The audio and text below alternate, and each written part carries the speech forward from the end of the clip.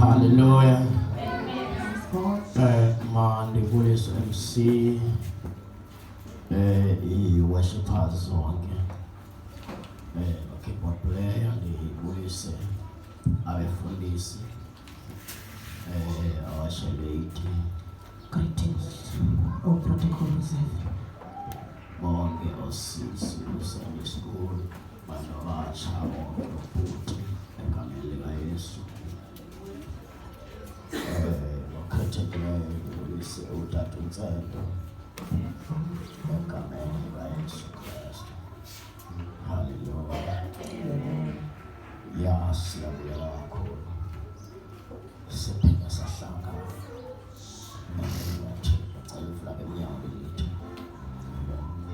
bese ndibuyisa-ke nomshayeli wesibili apha eCakwami. Hallelujah. Happy New Year mfana saqhubeka njalo. Hallelujah. Siqhele uma uNtsendo sendulilelo sendulilelo saqhubeka kudala. Hallelujah. Esigcina usemonti. Hallelujah.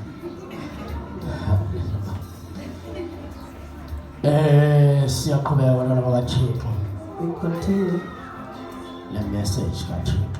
the message of God. Hey, angazi noma ngokumuntu kodwa nawe ngibona ukuthi usebenza kakhulu. I don't know it's me or you.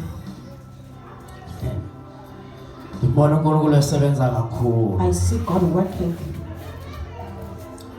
Siqhubeka le message ebesifunde kuyo. We continue with our message that we read last week. Hallelujah. Hallelujah.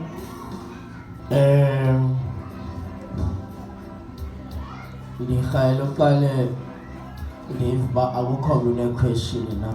I want to ask, is anyone who has a question Malunga nento esincole ngayo Sunday. about what he spoke about last week?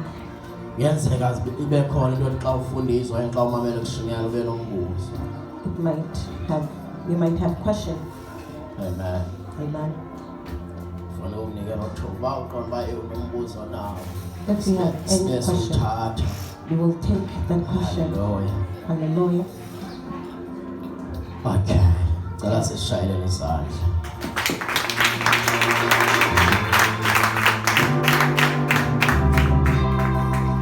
Sizothetha namhlanje We will be speaking malunga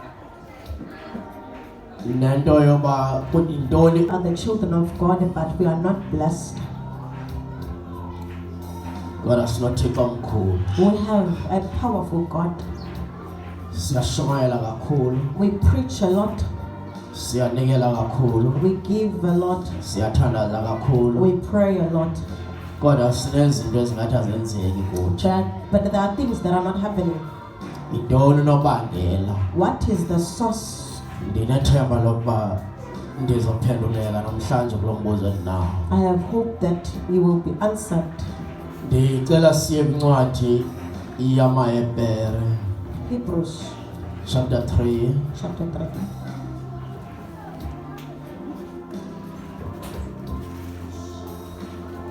uva umlilo ukhona. It is great to enter the house of God and you have filled the fire in us. Utsho nawe uzimba ube guilty uzimba nyani ulate. You become guilty of being late. Kukhona into ekuphosileyo. There is something that you have missed. Hallelujah. Hallelujah. Mna ndiyawuthanda umlilo kakhulu umlilo kaThixo. I love the fire of God. Zange ndakhonza nomali. I will never. And andisindiswanga nje nomali. Hallelujah. I'm not born again as a normal person. Yonke into yami nje abnormal. So am I good? Hallelujah. I-abnormal yonke into yami andinanto nje enormal. Xa ndikhonza uthi kanti ndikhonze nje. And it becomes the strength. Hallelujah.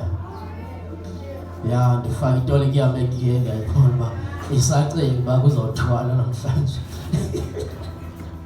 Hallelujah. Ndicela sifunde uverse 7 kwincwadi yamaHebhere uchapter 3. Cela undifundele clear kwiBhayibhile. Spirit says, Today, when you hear his voice, don't harden your heart as Israel did when they rebelled, when they tested in the wilderness. There your ancestors tested and tried my patience. Funa ngifuna lo verse 7 yedwa sekuya yedwa awodlule. Cala uphinde. Then that is why the Holy Spirit says, today when you hear his voice.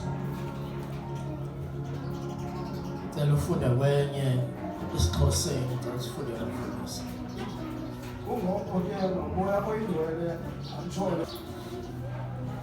Ncwadi kaHebhere chapter 3 verse 7. Kungoko ke nomoya oyigcwele atshoyo ukuthi nakuliva ilizwi lakhe namhlanje. Amen. Amen.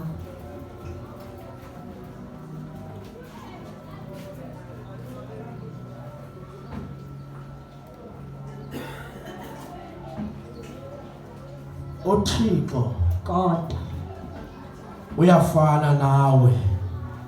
he is like you. Njengoba ethe uThixo masenze umuntu ngokufana nathi. Let us make man. Uyakuthanda nawe ukuviwa.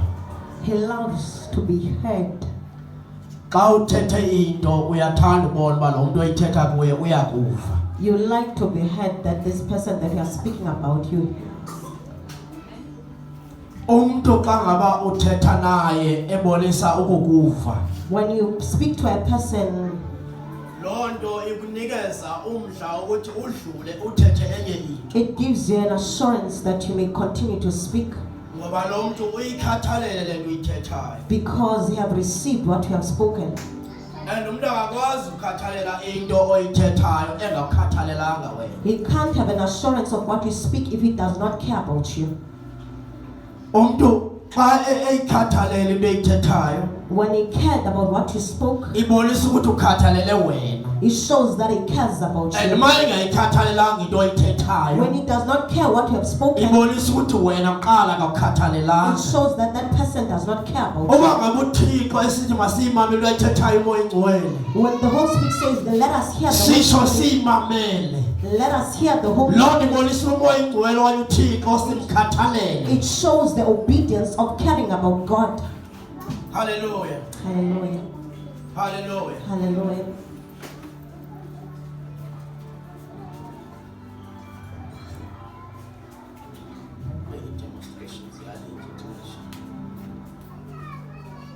Ngicela sifunde verse 8. Verse 8. Don't harden your hearts as Israel did when they rebelled, when they tested me in the wilderness. Amen. Ngicela ufunde mfundisi. Sanukuba nankani njengakwimihla yesidubedube entlango apho namlingayo uThixo. Engithi leyifunda yona nathi musani ukuzenza lukhuni. Don't harden your heart. Inhliziyo zenu. Your heart. Hallelujah. Hallelujah. Musani ukuzenza lukhuni. Don't harden your heart.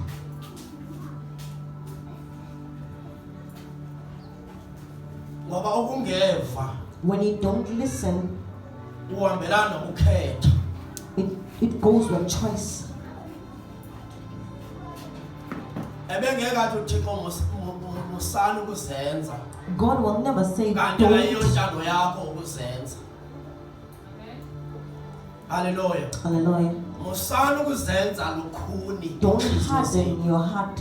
Ngamanye amazwi ke ngolukhetho lwakho ukuyenza lukhuni inhliziyo In yakho. other choice, it is your choice to make your heart. Uyakhetha harden. ukuthi inhliziyo yakho iyenziwe lukhuni ukuze uThixo ungamva okanye ungamameli. It is your choice not to obey or listen to God. Ukhethe ungamthobeli. It is your choice not to be obedience. Hallelujah.